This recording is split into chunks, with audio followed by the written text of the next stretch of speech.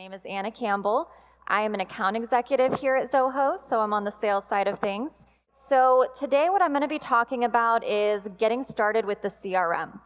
So whether you purchase your licenses from me or any one of my colleagues, chances are we had some sort of conversation about your business, about the people that make up your business, about your business processes, and then based on that information, what you needed a CRM to accomplish for you, right?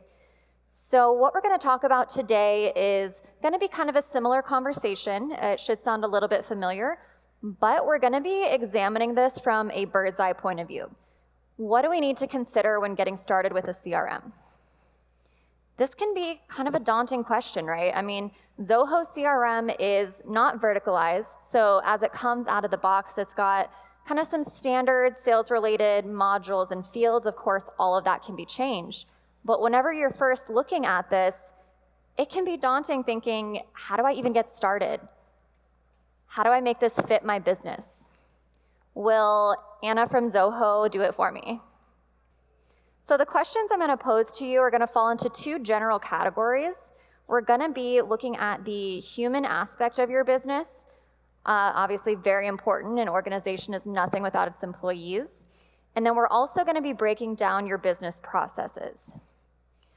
So when we look at the people in your organization, we're going to be doing this from both an implementation standpoint, so considering where you can pull resources to help you in the implementation process. And then we're also going to be looking at it from a structural standpoint. So thinking about how the employees are organized within your business and putting that in terms of user permissions in the CRM. And then whenever we get to processes, we're going to further break this down into three subcategories. So we're going to talk about how you generate leads, how you qualify leads, and then once you indicate that they're qualified, how you're going to close the leads. So getting started with people. Implementing a CRM is really all about people. If nobody uses the system, I mean, it might as well not exist, right? So one of the fundamental mistakes that I've personally seen during a CRM implementation is that people view it as kind of like a technology hookup, just plug it and play. So I want you guys to think about the employees that are part of your business. Think about who would need access to any part of this database. Start writing those names down. Maybe it's just yourself. If you are an entrepreneur, if you're starting a new venture, that's great. I mean, you probably wear the sales hat, marketing hat, support hat, and 10 other hats on top of that. But maybe you have some sales reps, or maybe you have people attending trade shows that'll need to get into the CRM. Go ahead and get those names down on the paper. So this is going to dictate how many user licenses you need to purchase for the CRM. So just thinking about how accounts and licenses work with Zoho CRM, the metaphor that I like to use is a house with keys, right? So the instance for your company is the house. The user licenses are simply keys that give your employees access to that account or to that house. So there's truly only one account for your business and many user licenses. So now I want you guys to consider the personalities of these employees. Think about their unique qualities. Think about their tendencies. Do you think they're going to take to this new process well? In my opinion, I think that implementations can be kind of tricky, and that's mainly because humans are a tricky variable, right? But we're not entirely unpredictable. So can you look forward, and can you kind of prepare for any organizational challenges that you might face? Because this is a major transition. I mean, whether you're implementing a CRM for the first time, or if you're switching CRMs, either way, it's a big change. One thing that I've found as kind of a common thread in successful implementations is identifying a champion. So you need somebody to be heading up this project, right? Somebody to steer the ship. So in looking at those names, can you identify somebody who has the resources, who has the time, maybe who has the technical prowess to take this project on? Or will you have to go outside of your organization and bring somebody in? Another thing that I've found that is really a common thread of successful implementations is getting the leaders of your company on board, right? So maybe top management won't be directly involved in the implementation, but because they truly do dictate the opinions and the culture of any organization, just getting their buy-in, getting them on board early on in this process is going to create a positive ripple effect and just make this transition so much easier for the rest of the org. So get the leaders on board. Now, the last two questions that you'll see up here, who is responsible for what and who needs to see what? These are referring to what we call profiles and roles within the CRM. Profiles are generally what people can do or what they can change in the CRM. Roles are what they can see within the CRM. So these are just two ways that you can kind of set the ideal user permissions within your database. Group-based data security is just one option for kind of organizing the users within your database, right? So in group-based security, what we do is we lump together certain attributes based on the group of employees within the org. So here we've got a group for directors, we've got a group for AEs, we've got a group for regional managers, and one for BDRs. So in this scenario, what you would do is pick the attributes you want each of these groups to have. So let's say for the directors, let's say that we want them to be able to see everybody's records in the CRM, records owned by anybody. Let's say that we also want them to have read and write access, but there's certain things that we do not want them to be able to delete. We don't want directors getting in there, accidentally deleting something, screwing up the account, right?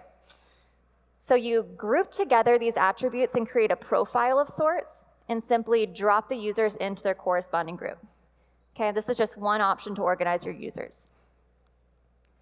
Another option would be by setting role-based security parameters. So role-based security is dependent on your organizational hierarchy.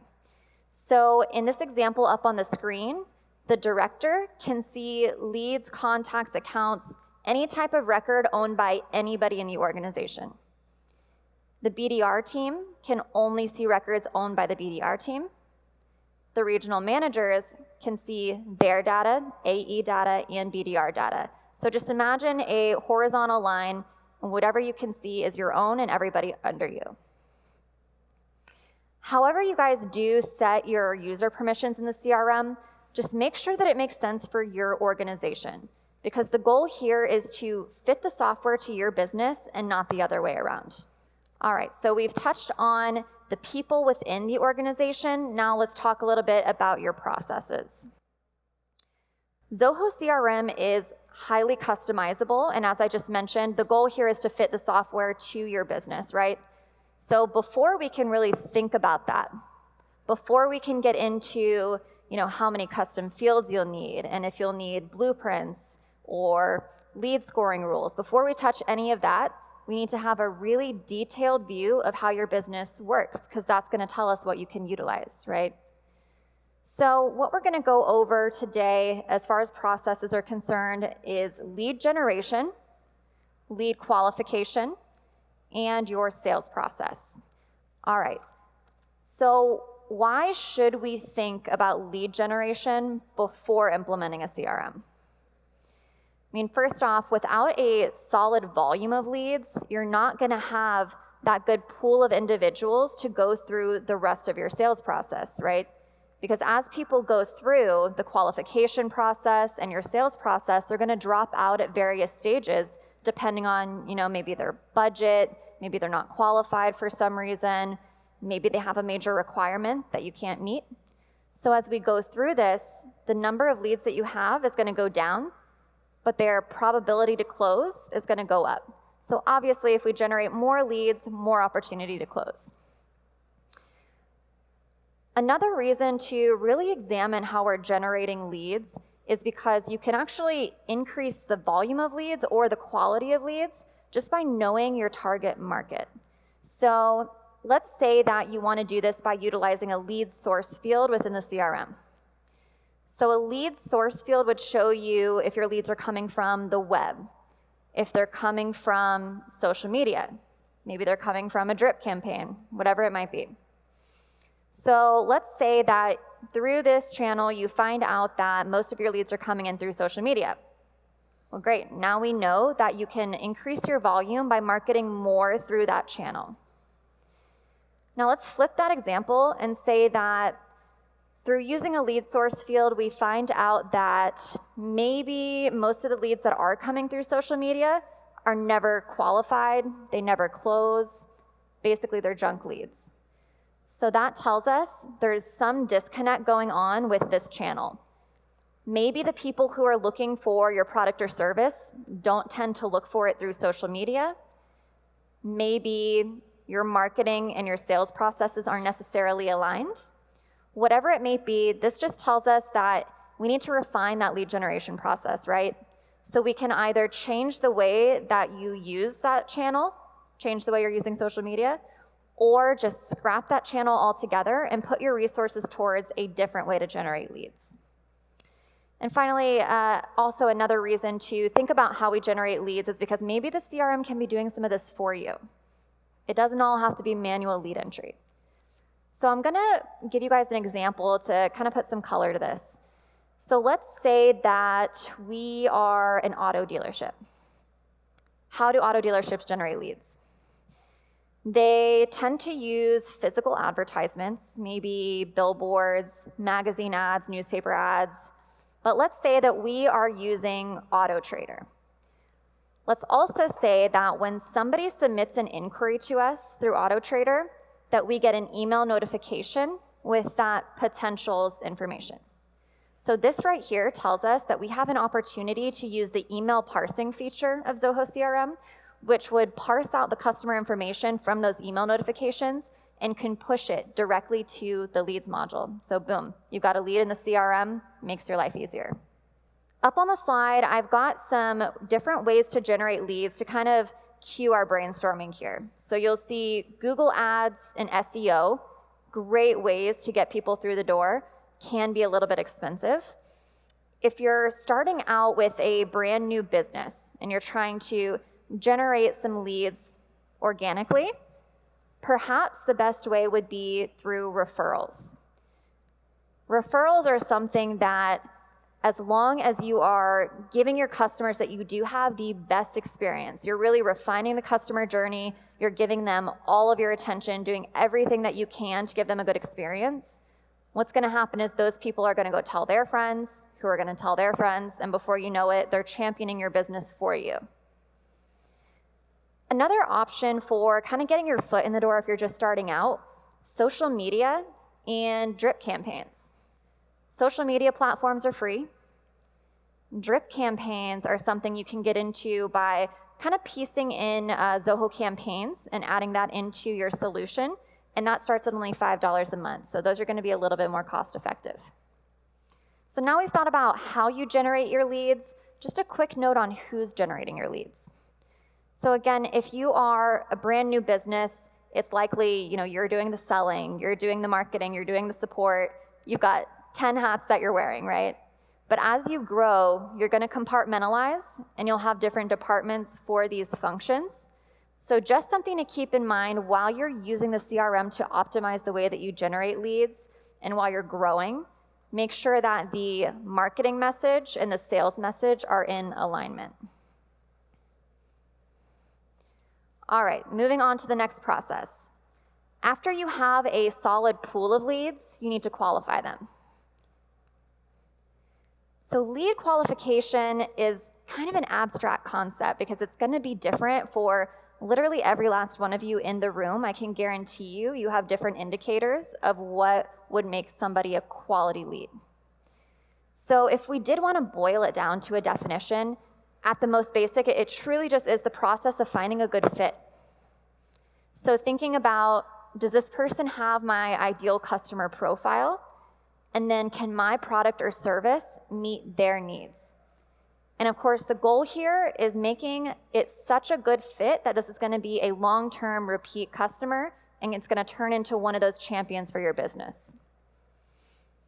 So why is it important to think about lead qualification before implementing a CRM? If you identify the quality of your leads, you'll know what to spend your resources on, okay? That's reason number one. So here in this graphic representation, we've got our pool of leads that we've just generated, right?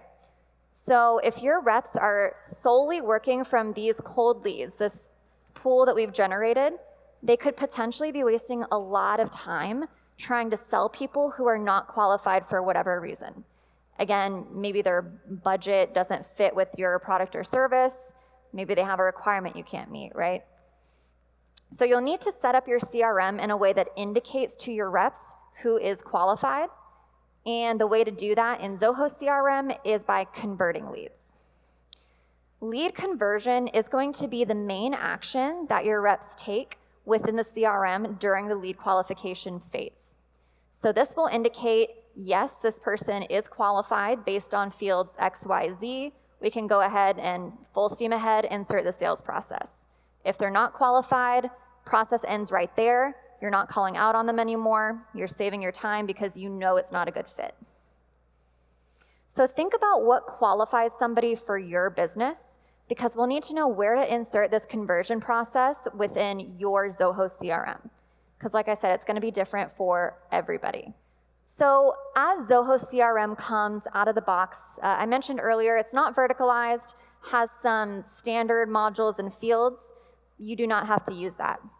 Customize it, make it fit for you. But as it comes out of the box, we will have a leads module. There will be the convert button to indicate that you've qualified this person, and that will spur the creation of a contact and an account. A contact being the person that you're speaking with, account being the business that they are a part of.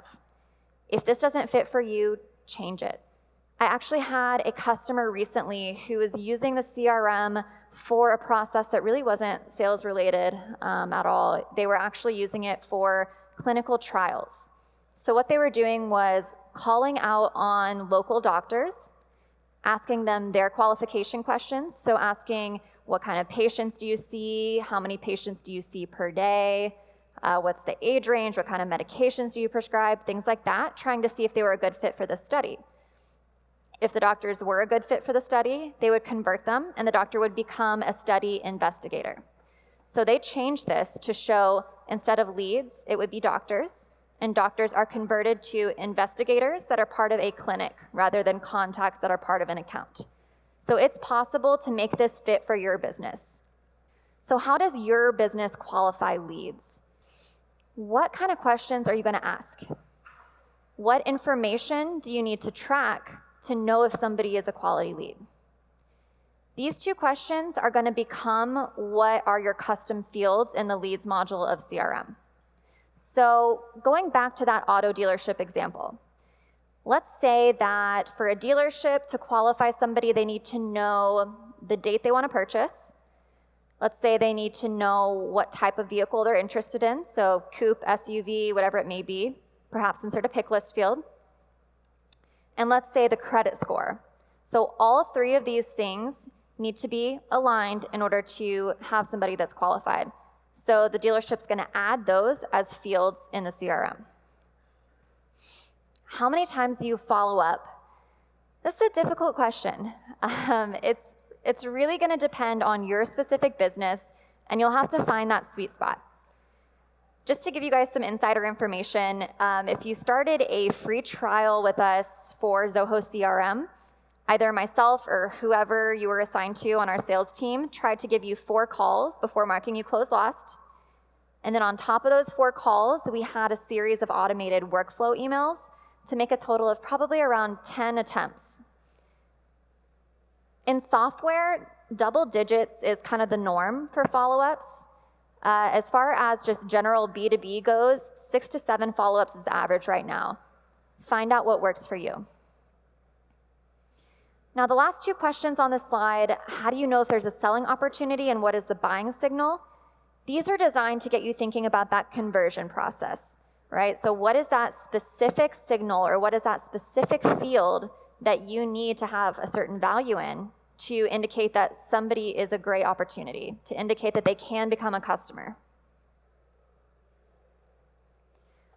All right, so we have identified that a lead is qualified. Now we have to gear up to close that sale and make them into a customer. How do we do that? Again, like qualification, your sales process is a difficult thing to define. It's pretty abstract. It's going to be different for everybody in this room. But if we did have to boil it down to a definition, it's really just a sequence of progressive stages, and the goal of those stages is to make a customer out of somebody. So here's this graphical representation again. Earlier you saw it, but it was a little bit more simplified. So we've got our leads we've generated, indicated by the blue square. We've qualified them, so we've converted them, and a contact has been created, an account has been created, and then there's the deal. So the deal in Zoho CRM represents the financial opportunity, and you can relate that to a contact or an account, and the deal is comprised of many stages. This is where you'll insert your sales process. So in the deal, we've got stage 1, stage 2, stage 3, however many stages are part of your process. So let's say that there are documents that are exchanged. Maybe we've got an initial phone call. Maybe there's a quote sent out.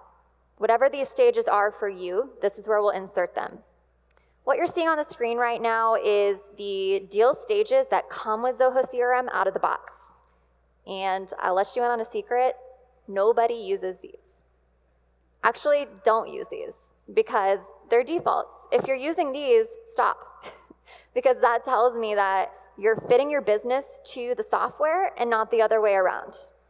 Okay, these are just standardized. So figure out what your sales process is and make those your deal stages. Again, revisiting that auto dealership example, let's say that someone's qualified. Of course, that's where the deal stages start, because if they weren't qualified, they wouldn't be here, right? So then there's going to be a negotiation, and then maybe we offer a discount, so discount approved or discount rejected, and then finally we've got the proposal or the price quote. So think about your sales process. Think about how many stages it has. Think about if it's sequential. I mean, do these stages build on each other, or do they not need to occur in any certain order? If they do build on each other, you can pretty reliably estimate a percentage to close for each stage, which is going to help you in forecasting down the road. And how do you know that you have the right process? This is something that's going to be refined. Again, it's trial and error. So you're going to make something based on how your business works today. You're going to put that in the CRM, and if it doesn't work, how will you know? You'll know because maybe people stop using the CRM. That's a huge indicator. You'll know if maybe you are going outside of the CRM for certain pieces of your process. So maybe somebody is also using an Excel spreadsheet on the side to do some organizing. The CRM is supposed to make your life easier. So if these things are occurring, you need to refine your sales process. These are just some examples of what you can make into your sales stages. As you can see, it can be pretty much anything. So think about what happens after you qualify a lead. What process do they go through? All right, so putting it all together, we've talked about how you generate leads, how you qualify them, and then how you close them. Thanks, everybody.